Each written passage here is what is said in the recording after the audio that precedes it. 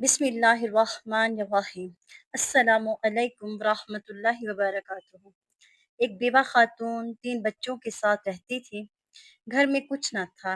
एक शख्स ने इसकी खामोशी को देखकर कहा, बहन मांग क्यों नहीं लेती? वो रोते हुए बोली, मैं बेवा हूँ, मजबूर हूँ, लेकिन मेरी औलाद को ये ना लगे कि मोहताजी इज्जत से बढ़कर है। ये इज्जत नफ्स ही है जो भूख बर्दाश्त करवा देती है, लेकिन हाथ फैलाने नहीं देती। एक गरीब आदमी किसी के दर पर कुछ मांगने के बजाय भूखा सो जाना क्यों बेहतर समझता है? किसी माँ की आंखों में आंसू होते हैं, लेकिन वो अपनी औलाद से शिकायत तक नहीं करती। किसी फकीर के पास कुछ नहीं, लेकिन वो इज्जत नफ्स बेचने पर तैयार नहीं होता। ये सब कुछ एक अनमोल चीज की हिफाजत है, जिसका नाम है इज्जत नफ्स, यानी सेल्फ रिस्पेक्ट।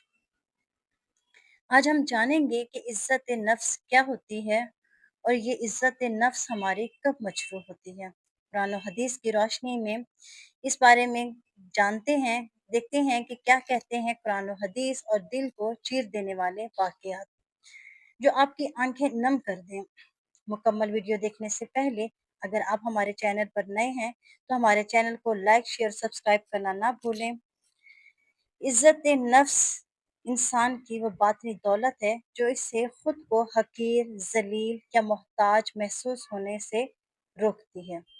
ये इंसान के वो अंदरूनी ताकत है जो उसे झुकने से रोकती है। गैर के सामने, झूठ के सामने, जुल्म के सामने अल्लाह ताला ने हर इंसान को इज्जत व कराम अता की है। कुरान मजीद में इरशाद है, तर्जमा, और बेशक हमने औलाद आदम को इज्जत दी। इस आयत में अल्लाह ताला वाज़िह तौर पर फरमा रहे हैं कि हर इंसान को बुनियादी तौर पर बाइज्जत पैदा किया गया। हज़रत उमर फारूक रज़ी अल्लाह ताला अन्हु का गुज़र एक मज़दूर के पास से हुआ जो मट्टी उठा रहा था। किसी शख्स ने मज़ाक में कहा कि मट्टी का कीड़ा क्या करेगा? हज़रत उमर फारूक ने सख्ती से मना फरमाया और कहा कि तुमसे बेहतर है, क्योंकि यह हलाल रोज़ी कमा रहा है और तुम इसे हकीर समझ रहे हो। उमर जैसे खलीफा ने एक आम मजदूर की इज्जत नफ्स की हिफाजत की, जिल्लत और हकीर के अल्फाज से। किसी को निकम्मा, कमी या कुछ नहीं कर सकता कहना इसकी इज्जत नफ्स को तोड़ देता है। अगर कोई गरीब है और हम इसकी मजबूरी पर हंसें या ताना दें तो ये इसकी रूह को जख्मी कर देता है। नबी करीम सल्लल्लाहु अलैहि वसल्लम ने फरमाया, मुसलमान मुसलमान का भाई है, ना उस पे जुल्म करता है, ना उसे रुसवा करता है। जब हम किसी की मदद करके उसे बार बार जताते हैं तो हम उसकी इज्जत नफ्स को रोंदते हैं। एक मर्तबा एक शख्स नबी करीम सल्लल्लाहु अलैहि वसल्लम के पास आया और सवाल किया। नबी करीम सल्लल्लाहु अलैहि वसल्लम ने पूछा, क्या तुम्हारे पास कोई चीज है? उसने कहा, एक चटाई है और एक प्याला। आप सल्लल्लाहु अलैहि वसल्लम ने फरमाया, उन्हें ले आओ।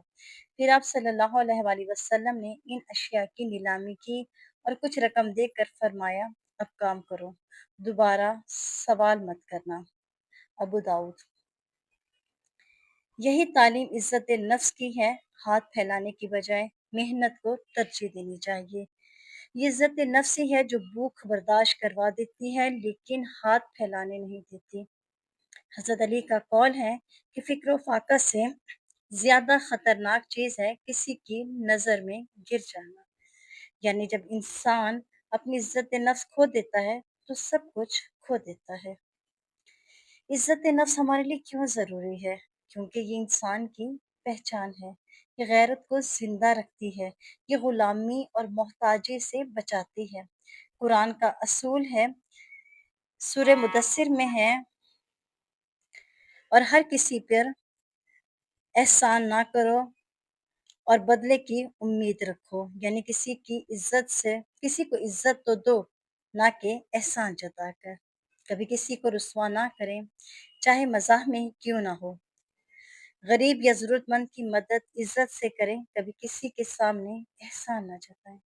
अपनी اپنی عزت نفس کی حفاظت کریں، لیکن غرور سے نہیں، خودداری سے۔ عزت نفس ایسی دولت ہے جو اگر ایک بار مجروح ہو جائے تو انسان زندہ تو رہتا ہے لیکن اندر سے ٹوٹ جاتا ہے۔